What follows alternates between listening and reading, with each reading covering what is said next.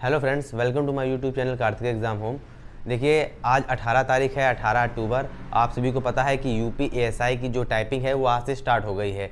तो जिन लोगों की आज टाइपिंग थी उनसे मैंने रिव्यू लिया, उन्होंने बताया किस प्रकार से टाइपिंग आई थी। तो मैं आपको बता दे रहा हूँ किस प्रकार से टाइपिंग आई थी, और जो आने वाले समय में जो यूपी एएसआई की भर्ती होगी तो उसमें भी किस तरीके से की टाइपिंग आ सकती है, इसी तरीके की टाइपिंग आएगी। तो जो लोगों का टाइपिंग का टेस्ट नहीं लगा है वो लोग भी इस वीडियो को जरूर देखें। तो किस तरीके की टाइपिंग आई थी मैं आपको पूरी बातें बताऊंगा। देखिए, जिस प्रकार से डेमो में दिया गया था लगभग सारी चीज़ें वैसी ही थी जिस प्रकार से यूपीएससी ने डेमो जारी किया था टाइपिंग को लेकर। तो सबसे पहले बात करते हैं पैसेज कैसा आया था।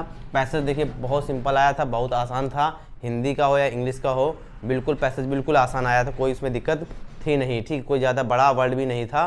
ठीक है, ज़्यादा मतलब कोई, उन्होंने बताया कि एक ही दो वर्ड ऐसे होंगे जो 7 या 6 अल्फ़ाबेट से ज़्यादा के थे, बाकी इतना इससे ज़्यादा कोई बड़ा वर्ड था ही नहीं।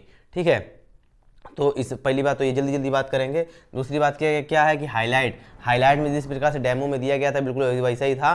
जो आप टाइप करते जा रहे थे, जो आप टाइप करते जा रहे थे वो ब्लू होता जा रहा था, लेकिन जो वर्ड आप गलत टाइप कर रहे थे उसमें रेड वगैरह नहीं बन के आ रहा था, वो भी मतलब ब्लू बन के आ रहा था। आपको पकड़ना था, मतलब आपको अपने खुद से ही देखना था कि वो वर्ड गलत तो नहीं है, कोई वर्ड गलत तो नहीं है, क्योंकि आप बल्कि भी वो बस जो ब्लू कलर दिया गया था वो बस इसलिए दिया गया था कि आप ये पकड़ के चलें कि आप टाइपिंग कहाँ पे कर रहे हैं, आप लाइन ना भूल जाएं।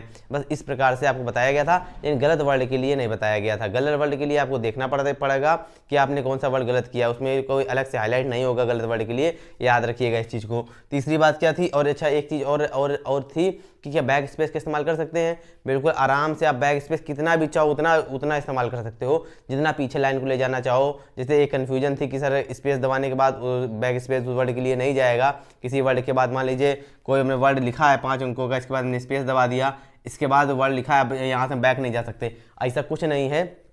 जितना चाहो आप उतना बैक जा सकते हो, कोई उसमें दिक्कत नहीं हो रही है। बस ठीक है, बस इस चीज़ को ध्यान रख के चलना है कि जो गलत वर्ड आप टाइप करेंगे वो किसी प्रकार से हाईलाइट नहीं हो रहा है। ठीक है, और आने वाले समय में भी टाइपिंग बहुत सिंपल ही आएगी, जो जिसका अगले दिन लगा हुआ है, उसके अगले दिन लगा हुआ है। ठीक है, तो टाइपिंग सिंपल आ रही है, समझ के चलिए। कीबोर्ड कैसा था, देखिए जिनसे मेरी बात हुई उनके लिए उन्होंने बताया कि कीबोर्ड क्या कहते हैं बहुत सही था, कोई उसमें दिक्कत नहीं थी। ठीक है, और क्या कहते हैं कि एक तरीके से नए कीबोर्ड थे, लेकिन हाँ जिससे इससे बाकी 3-4 लोगों से बात हुई उनके लिए तो बहुत नॉर्मल था, लेकिन एक ने मुझे ऐसा बताया कि सर जो बैक स्पेस बटन थी वो छोटी थी।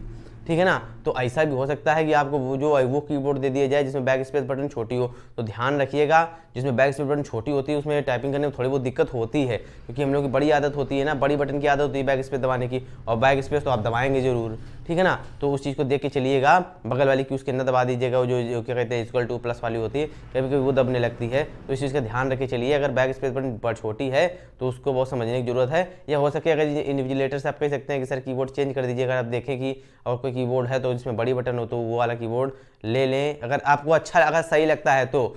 ठीक है, अगर आपको लेकिन आपका अगर कंफर्टेबल है आप छोटी बटन में भी तो आप उसी में टाइपिंग कर लीजिए। ठीक है ना, ठीक है, ये तो हो गई कीबोर्ड की बात। कीबोर्ड बिल्कुल सही थे, बेस्ट कीबोर्ड थे, कोई दिक्कत नहीं थी। चौथा अपने टाइमिंग स्टार्ट, देखिए सबमिट क्या, अच्छा एक प्रश्न ये भी आ रहा था कि सर समय से पहले अगर टाइपिंग कर देते हैं तो क्या सबमिट कर सकते हैं। बिल्कुल नहीं कर सकते हो, आपको बैठना पड़ेगा। ठीक है, मान लीजिए 15 मिनट की टाइपिंग है, आपने उसको 12 मिनट में कंप्लीट कर दिया तो 3 मिनट आपको बैठना ही पड़ेगा। ठीक है, और इसके बाद अगर आप ये सोचते हैं कि हमारी स्पीड गिर जाएगी, हमने तो 45 की स्पीड से टाइप किया है, 50 की स्पीड से टाइप किया है, तो देखिए सर ये भी जो पेपर है ये क्वालिफाइंग है। आप 50 की करो 60 की करो, उससे कोई मतलब नहीं, बस आपकी एक्यूरेसी सही होनी चाहिए।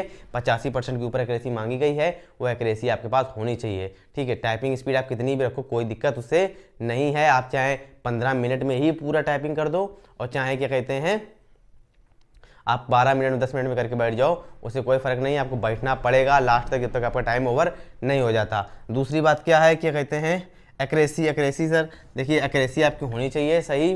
ठीक है, नहीं तो आप जरूर, अगर आपकी एक्यूरेसी सही नहीं है, इतना आप लेके चलिएगा, आपकी स्पीड ज़्यादा भी है तो इस तरीके से आप लेके चलिएगा कि हाँ आराम से आपकी टाइपिंग हो जाए और सही हो जाए। एक्यूरेसी जितनी अच्छी होगी आपके लिए उतना बेस्ट रहेगा, आप उतना कंफर्टेबल रहोगे अपने मन में कि हाँ मेरी टाइपिंग अच्छी हुई है, मेरा सिलेक्शन इसमें हो जाएगा। ठीक है, ये आपको समझ के चलना है। सबमिट नहीं होगा ये याद रखिएगा, आपको बैठना पड़ेगा। ठीक, अच्छा हाँ, क्या आपको दोबारा क्या कहते हैं, कुछ लोगों का प्रश्न था कि सर हम पूरा टाइपिंग कर लेंगे, जो टाइम बचेगा उसमें क्या दोबारा से टाइप करना है, दोबारा से टाइमिंग शुरू हो जाएगी क्या।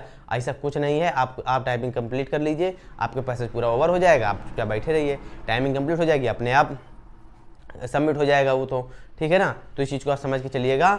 अब आपको बैठना पड़ेगा, ये नहीं कि आप क्या कहते हैं आप ये सोचें कि लाओ दोबारा से टाइप करते हैं, इसको दोबारा से टाइप वगैरह नहीं करना है, ठीक है। बस ये क्वालिफाइंग नेचर का एग्जाम है, चाहे 50 की स्पीड से टाइप करें, चाहे जो टाइप स्पीड मांगी गई उसी स्पीड से टाइप करें, आपको बस टाइपिंग आपकी कंप्लीट होनी चाहिए और सही एक्यूरेसी से होनी चाहिए, ठीक है। इसके बाद क्या है प्रिंट, देखिए क्या है, देखिए ये पहला एक ऐसा एग्जाम है, पहले ऐसा नहीं होता था, इसी एग्जाम में ऐसा हो रहा है। बाकी जो हाई कोर्ट सुप्रीम कोर्ट की जो टाइपिंग होती है उसमें भी ऐसा नहीं होता है। इसमें क्या हो रहा है कि आप जो टाइपिंग करेंगे उसका प्रिंट निकलेगा, उसका प्रिंट निकाल के आपको वहाँ जमा करना है, ठीक है। जो आप टाइप जो आपने मैटर टाइप किया उसका प्रिंट निकल के आपको जमा करना पड़ेगा, ठीक है। वहीं जमा करना है, आपको मिलेगा नहीं, ठीक है। और ना ही आप अभी ये जान पाएंगे कि आपकी स्पीड कितनी रही या कि आपकी एक्यूरेसी कितनी रही, ये आप फिलहाल अभी नहीं जान पाएंगे, तो बाद में पता चलेगा, ठीक है ना।